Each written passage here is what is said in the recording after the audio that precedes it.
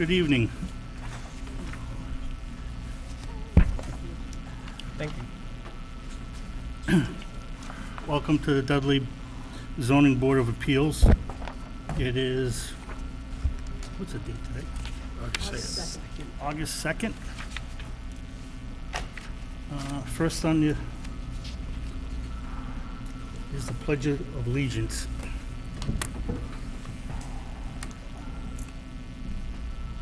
Pledge allegiance to the flag of the United States of America and to the republic for which it stands, one nation, under God, indivisible, with liberty and justice for all.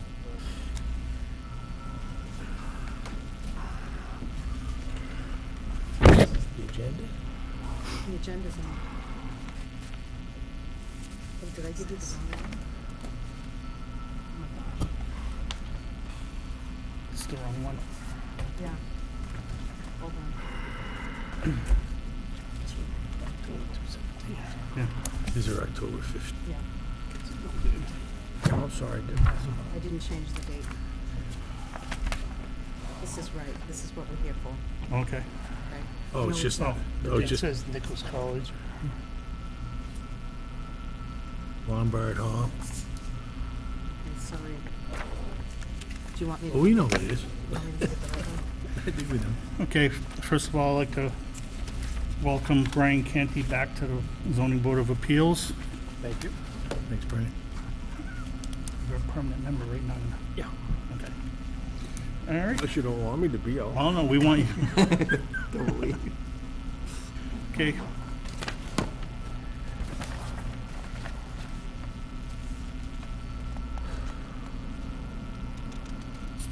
You want to read this one?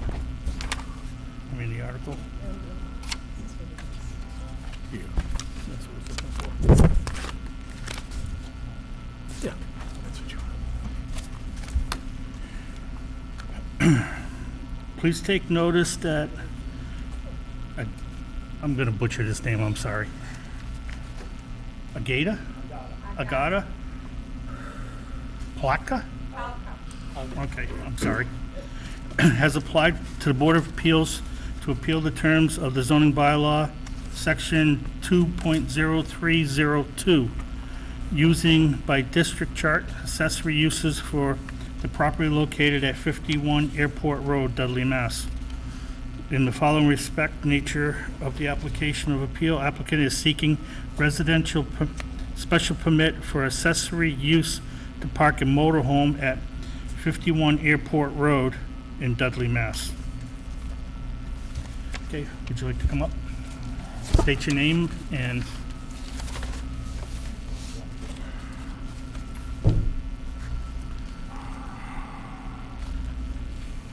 My name is Michael Beckwith. I'm the owner of the motorhome. I am Agata Palka. I am the owner, house 51 April Road. okay. You're looking to park the motorhome? Right. I Special permit? come up here in the summer, and I mean I do travel in the summer, but when I'm here, I like to have a place to park it. She's a very good friend of ours, has been for a very long time, and offered us a spot to live in her house when we come up to Massachusetts to visit. And then I was notified by the town that unless the property owner owns the motorhome or the trailer, it can't be parked anywhere in the town on anybody's property, from what I'm understanding. Yes. And which is kind of funny to me, and I mean it's a sub-bylaw or whatever it's quoted.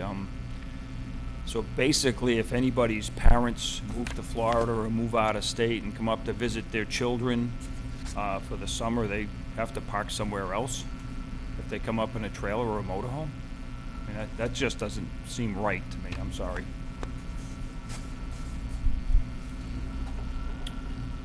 Any questions from the board members? Do you live in the unit while you're No. here? I do They not. live in Are a you just house. for parking? Yes. Yeah, I have bedrooms. They have their own bathrooms. Like, suite. Just they inside everything. They go in the inn. Just for something, but just they live with me. I just living, you know. I was just asking the question. that Yeah. they're not- So wasn't we being have used as clothes in there, I residential. mean, They you have know. a clothes there, some clothes. They have some stuff under there, you know. But they live. I've yeah. seen it parked there occasionally, so. And I mean, everybody assumes we're living there because we have it opened up. And basically, I try to make it look like somebody's in there. Those things are very easy to break into. You can break in underneath with a screwdriver, just pop the doors. That's very simple to do. So on occasion, I go out, very times of the day, put the shades down, put the shades up. I put my satellite dish up so it look like somebody's in there all the time. I go out at night, turn some lights on, go out in the morning, put the shades up. And all of the air conditioning ducts and that are in the ceiling. And when the slides are in, the air will not circulate. Those things are prone to mold and mildew, and so the air has to run. The air conditioning has to run in the summer. That's why it's opened up. You have a landline for power? Pardon me? Landline or a generator? A landline. She has put a 50 amp plug on the garage for me, so I can plug in, keep the batteries charged. Any problem? Any more questions? Go on. To Nelson Burlingame through the chair. So you received a complaint, you went out to the site. Yeah, this has been ongoing, and I had some complaints, and the complaint said they were living in it, and I did visit a couple of times. At one time, the owner I talked to, one time I talked to the owner of the motorhome, and basically they told me the same story. They weren't living in it, they were living in the house. So at that point, our bylaws say you can't live in a trailer. Originally, I went down here thinking they were gonna live in a trailer, and I was gonna write a cease and desist, and then I backed off because I felt, you know, I wasn't gonna question whether they were living in the house. Then there was pictures taken and cords and bumped out, and he explained everything like he explained to you guys, so I don't think I had standing to say he was living in it, especially when she has such a big house in the rooms. So then I went there again because our bylaws say that you can't have heavy commercial vehicles there, and I actually wrote a cease and desist order, but I had to back off because he pointed out to me, we don't have a definition of commercial vehicles, and it is 2,700. Well, it's registered as an automobile. No, but what is it, commercial's 27,000, I think it's 26.8. 26.8 or something, and it doesn't list that, so it's not a commercial vehicle, so it goes back to a vehicle. But then, as I looked at the bylaws some more, this kept progressing, it says that she has to own it.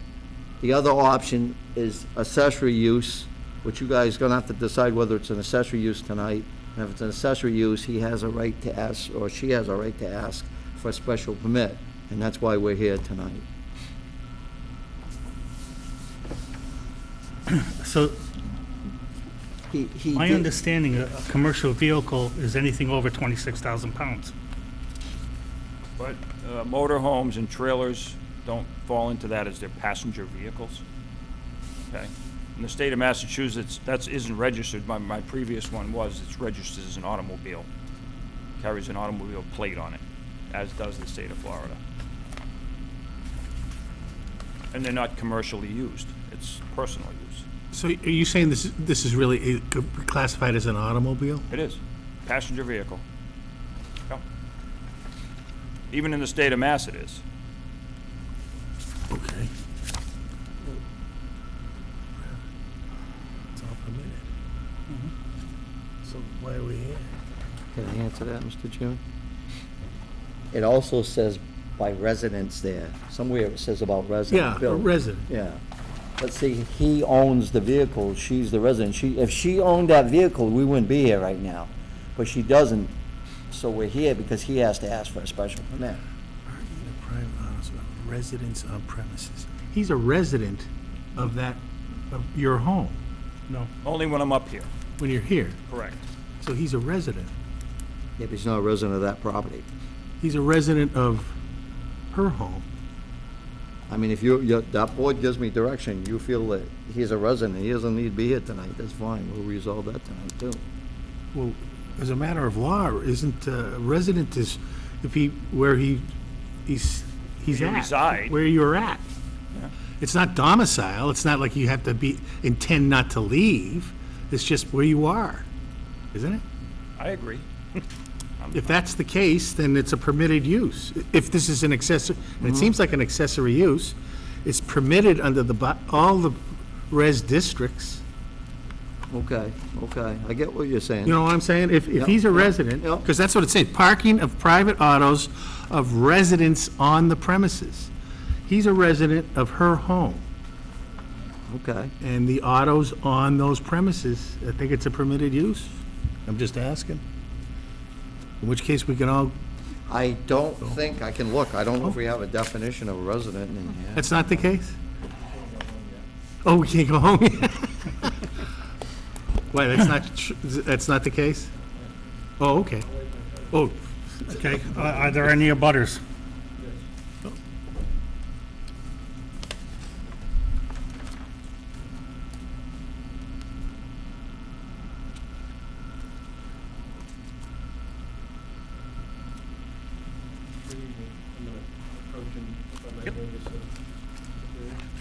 My name is Mark Nebraska. I'm a lawyer in Concord, Massachusetts. I represent the neighbor at 49 Airport Road, Richard Parmigiani, and his wife, who are sitting in the audience behind. I'm sorry for the rainstorm that packed me as I was getting out of the car.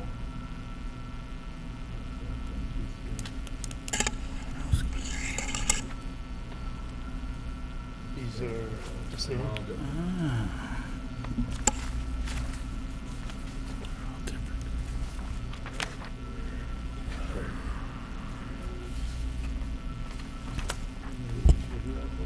This was business card.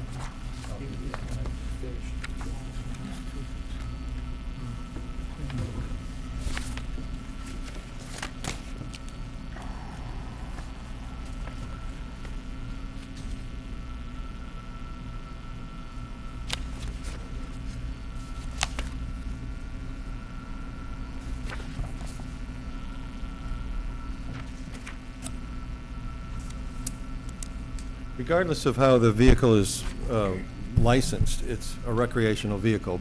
If you look at the picture that I gave you, the second page of it shows the vehicle parked in the side yard. It's not a car, it's a recreational vehicle. Let's be clear about that. So there's no explicit authorization for a recreational vehicle parking in the side yard in your zoning bylaw. That's why we're here tonight, for a special permit.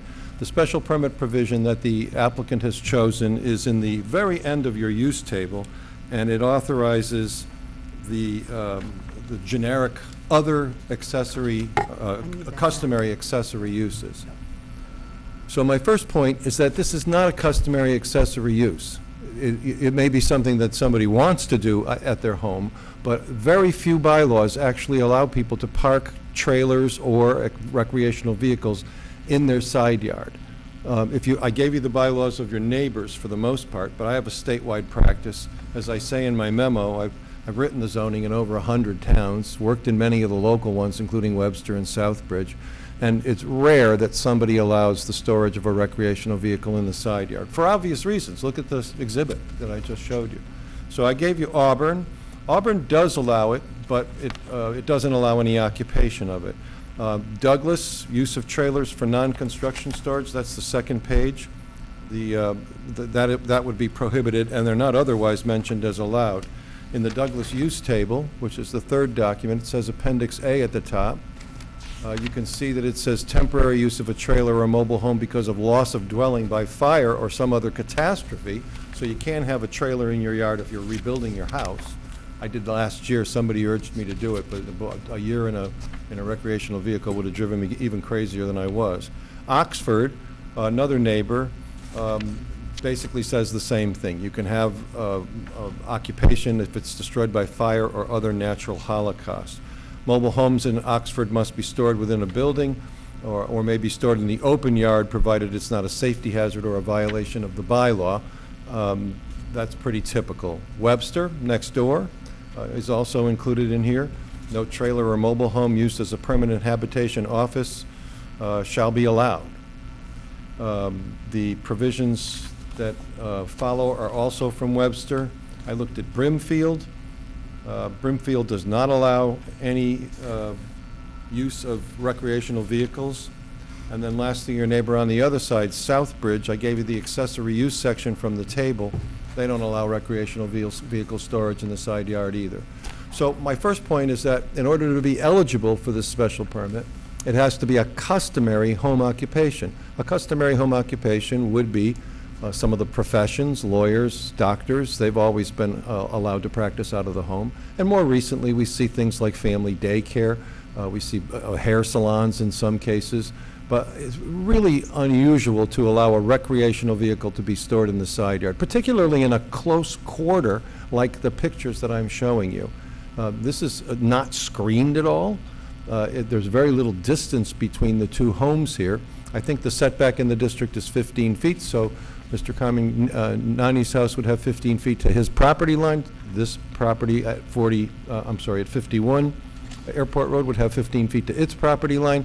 And if you look again at picture 2, there's absolutely no screening there whatsoever. So imagine your chagrin when this thing arrives from Florida annually and it all of a sudden appears overnight. Look at the cover picture. There's 4 windows on that side of the house staring right down at it.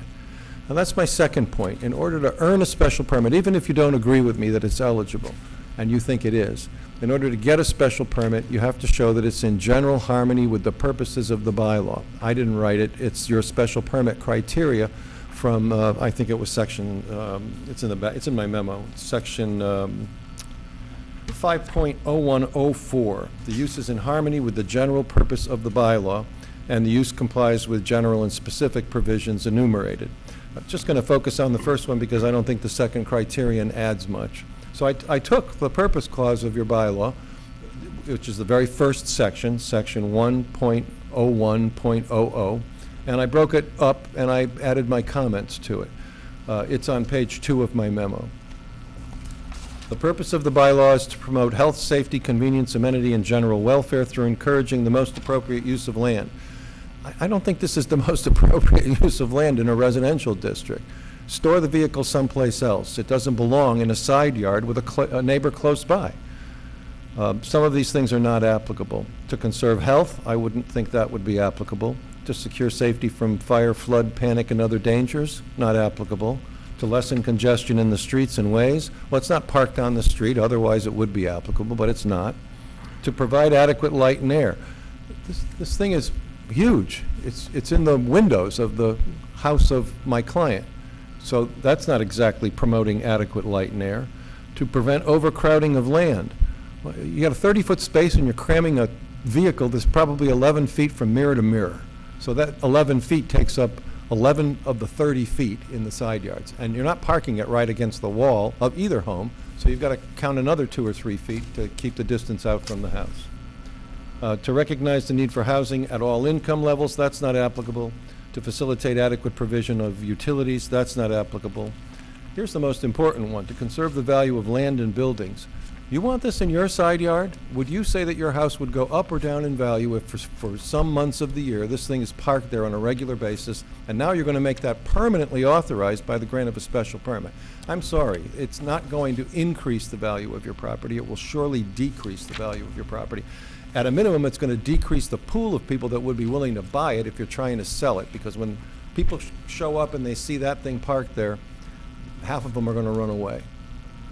Including, on the next page, it's including conservation and prevention of blight. Well, I made a sarcastic remark there about this being a blight, but I doubt that's the type you designed to, you were trying to protect against. And again, the last one, the most appropriate use of land should be encouraged throughout the town. And my contention is that this is not appropriate by any measure. Again, the picture says 1,000 words. Look at the exhibit and tell me that you want that parked outside your living room or kitchen window. Especially for somebody who's not even a resident here and who is visiting on an annual basis. We welcome visitors, but they don't need to bring their recreational vehicles and park them in a side yard like this. So I would urge you to deny the special permit. I'm happy to answer any questions you might have. So what you're saying is that if my brother wanted to come up from Florida and pull up in his motorhome, park in my driveway, that he can't do that. No, I'm not saying you can't do that, and I'm sure the building inspector would look upon that as a rare occasion, and he would just look the other way because it's not worth the trouble. You're memorializing this. You're making this a permanent fixture in his side yard. That's not the same thing. Okay, so if he came up and parked in the driveway and stayed for 2 weeks, you wouldn't be here, No, I wouldn't be here. I doubt my client would be here. okay? Zoning is filled with rules and regulations, and a lot of it is just to stop the worst possible thing from happening. But if it's, for example, many communities have a home occupation regulation, and you can't have more traffic than is normally associated with residential use. So you bring customers to your house for my law office, and they park in front, and then it's okay because there's only a few a week. But I remember a case from Hadley where a woman was, home occupation was selling on the internet, and she had like 6 employees, and the whole thing dwarfed the residential purpose. That's the point at which the building inspector takes umbrage and goes out there and does his job, not for a 2-week visit from your brother. Question. Yeah. What you're referring to, is this specifically a motor home, or would also a travel trailer be considered in that regulation? Well, when I look at your use table under the accessory use column, I don't see anything that describes this at all, except, and I think that they have chosen to come in, I may be wrong, but the only deduction I could make was that they came in under other customary accessory use, which is the last item under accessory use in the use table. And my whole first point was that this is not customary. Customary means common. It means a fixture of life in this district. This is rare and unusual by any stretch of the imagination. I'll put it in 3 different contexts. It's rare to allow them, period. It's really rare to allow them in the side yard. It's extremely rare to allow them in the side yard without screening, and to allow them to be occupied is virtually unheard of.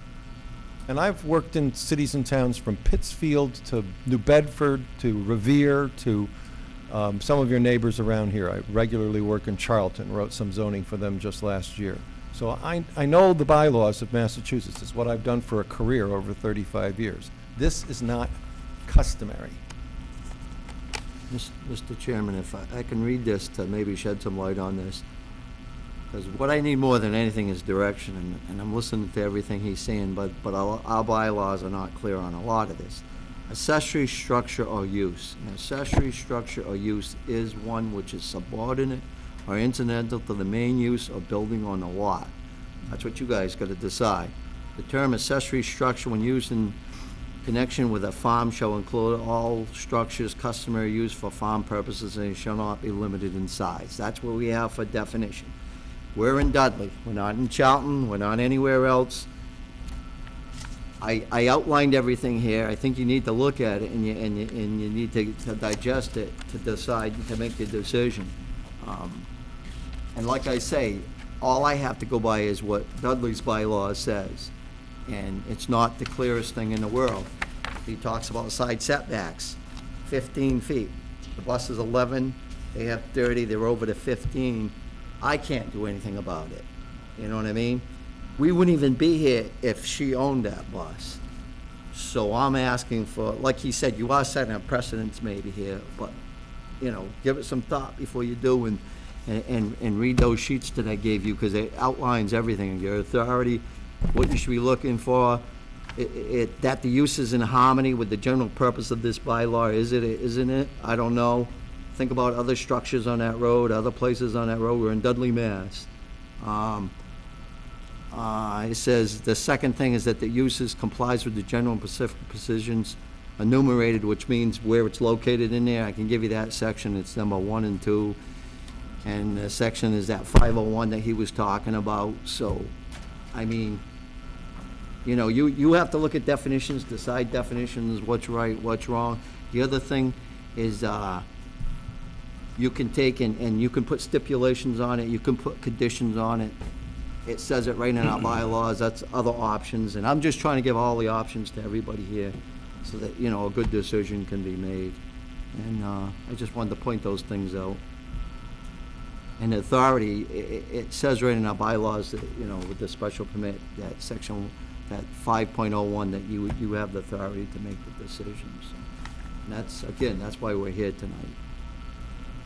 Because I'm gonna keep running into this all the time, like he said, and I want it as clear as I can. And the other thing is I'm glad that you asked the question, are they living in a trailer? Because that's huge too. And are they or aren't they? I don't know. I mean, there's a lot of pictures, there was cards going to it. He's saying one thing, the complaint's saying another. I feel for both sides, kinda, and I can feel, I get the both of them.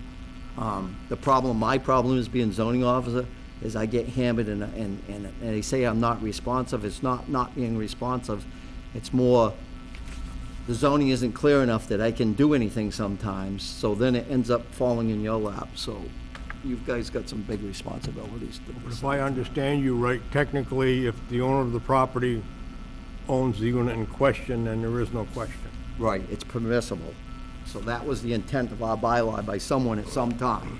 Now, I have no opinion on it, whether that's right or wrong, I don't know. I just go by the bylaws and what they said. But yes, you're correct, we wouldn't even be here tonight if she owned that unit. And it would be parked there, that same unit, that same thing, that same everything. So, is that good, is that bad? I don't know. Something you should think about, though. Did you make copies of this, Nancy? Did you make copies of this? Yeah, sure. Any questions from the board members? Are there any other abutters? Can you explain to me why it would be allowed if she owned it? Where does it say that?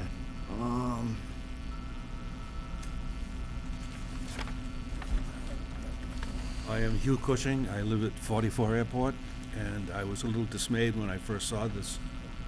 We refer to it as the UPS bus because of the coloring. It's humongous.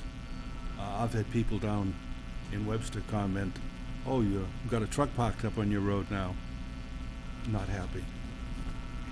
Not happy. Mr. Chairman, can I ask Mr. Flynn's question? Accessory uses, under residential 15, Yep. it's on that page 10. It Res says 15. districts up top, and it says page 10. Okay. Accessory uses, parking of private autos of residents. Parking of private autos of residents premises. On premises.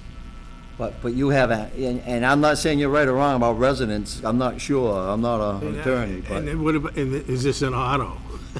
Right. And I, you know.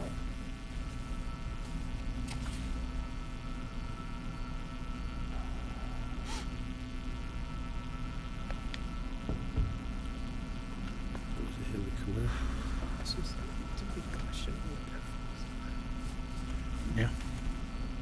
Res 15. Res 15. Ask him if it was.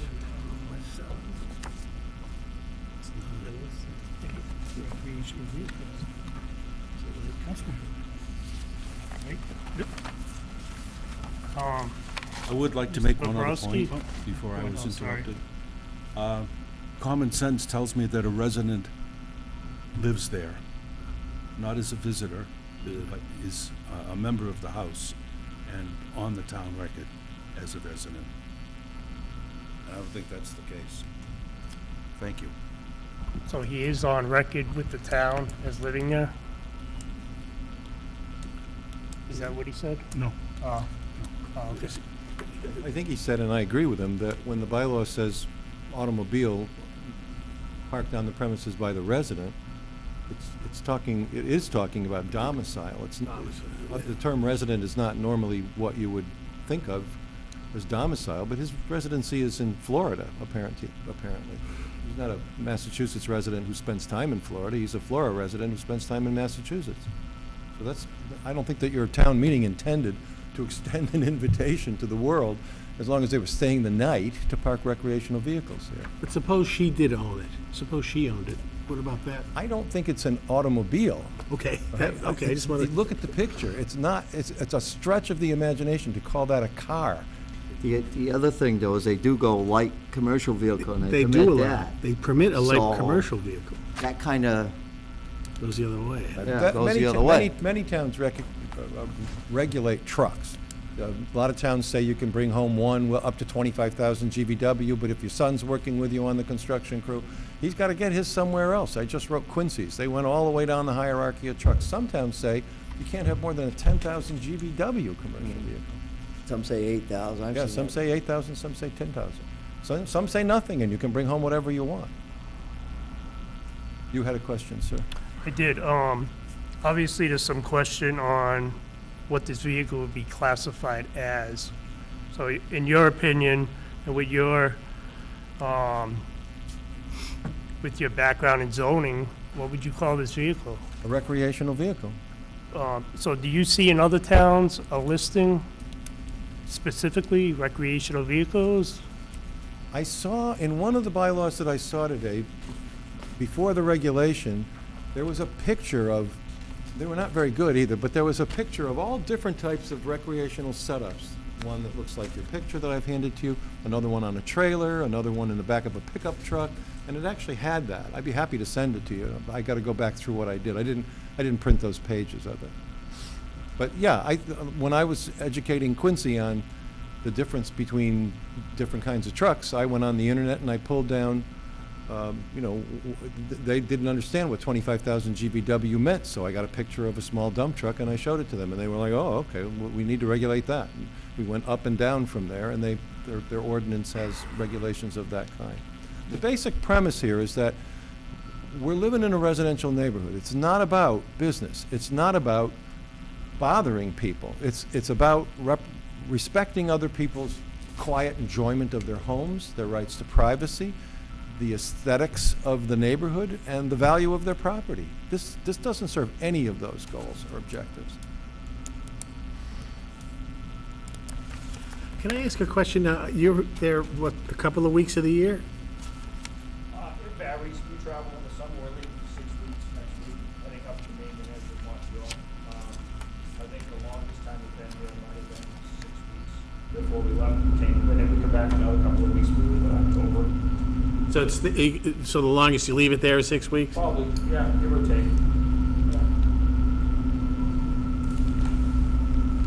Your motorhome, how much does that weigh? I think it's 24,000 for GPW1. So it's probably just under that class, so you can have It a is, class yeah. 3 license to do it to sell motorhomes. Yeah. Excuse me, where is the vehicle registered? What state? They made a spot for me at Indian Ranch. See again, please? They made a spot for me at Indian Ranch. I called up and says, can you help me out? We got So evicted. you haven't cited Indian Ranch? Right now I do. In the state, it's registered in Massachusetts then? It's registered in Florida.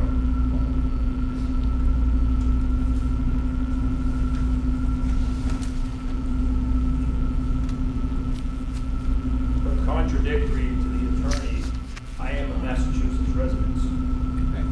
I have been since 1956 and I still am today. File a tax return in Massachusetts? I'm retired. But do you file a tax return in Massachusetts? I filed tax return in Florida. Florida. There for 6 months of the day. I just wanted to know. So you're a Florida resident? You're not a Mass resident because you don't file a tax return here? Right. Okay.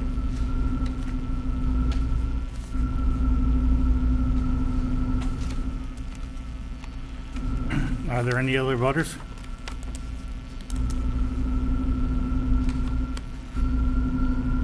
Make a motion to close the public hearing.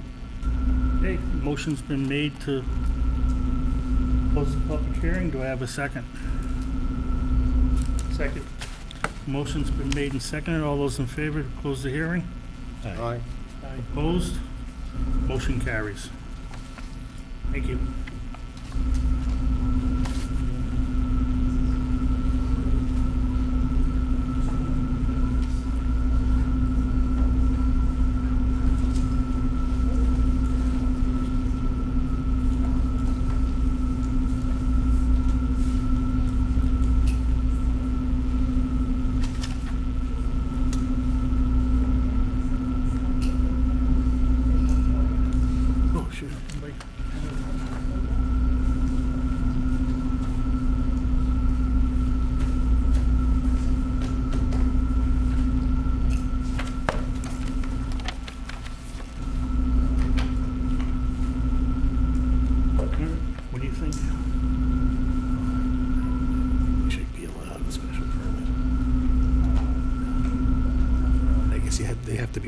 discussion. Because it's not in harmony with the, I think council needs to write arguments. His memo, I would insert as the reason for denying the special permit. You need 4, so. Yep.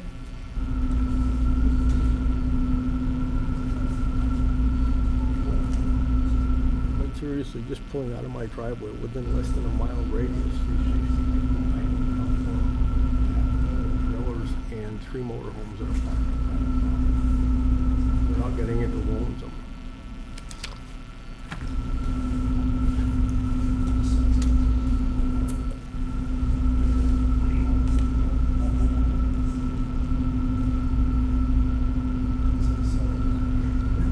So I said we don't, so that's the whole issue.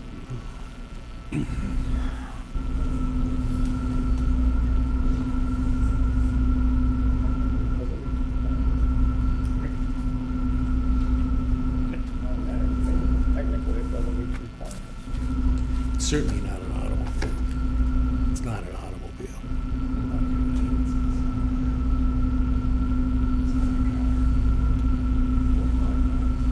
But there are some states that register them. Well, I'm just saying, So you end up in that. I mean, it takes it out of that part of the use thing, so they're back down to needing a special permit. So, and the point is, our criteria is it in harmony? Is the special permit in harmony? And it's not. And frankly, council makes the point, the very end of his argument is, would you want that next to your house? I sure as heck wouldn't. If it was in the driveway, it might have been different. I'm looking at that particular vehicle on that particular lot. Not worried about what anybody else in town, what they're doing, any other fact pattern. I'm just looking right at this. I'm gonna vote against issuing a special permit. That's my question right now. I'm going the same way you are, because technically it just doesn't meet any of the requirements that we need to grant. Resident, Oh, there, you got that part of it. that's a big part of it. And it's non, well, it's, I don't know where we get into the definitive use of the space in that area, because then you get into visitor cars and a motorhome and all the rest of it.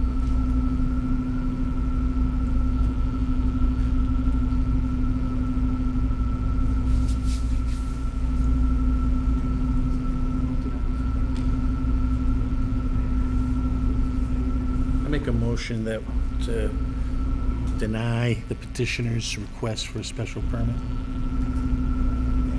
Rationale is incorporated in this memoranda from your butter's attorney. Okay, motion's been made to deny the application for a special permit.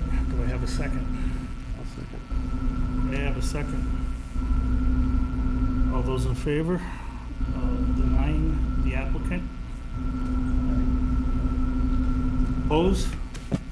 Motion carries.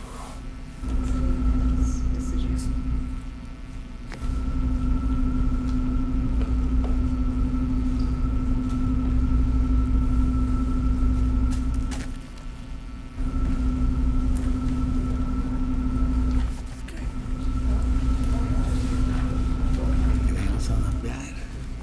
Okay. Yes, Gloria?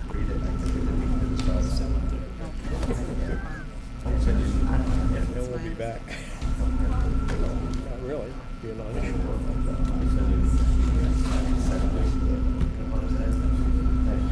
So, you know, we haven't had a meeting You yet. haven't had a meeting since December. Yeah. All right. I make a motion, we adjourn. Okay, motion's been made to adjourn. Second. Motion's been made and second to adjourn. All those in favor? Opposed? Motion carries. Thank you.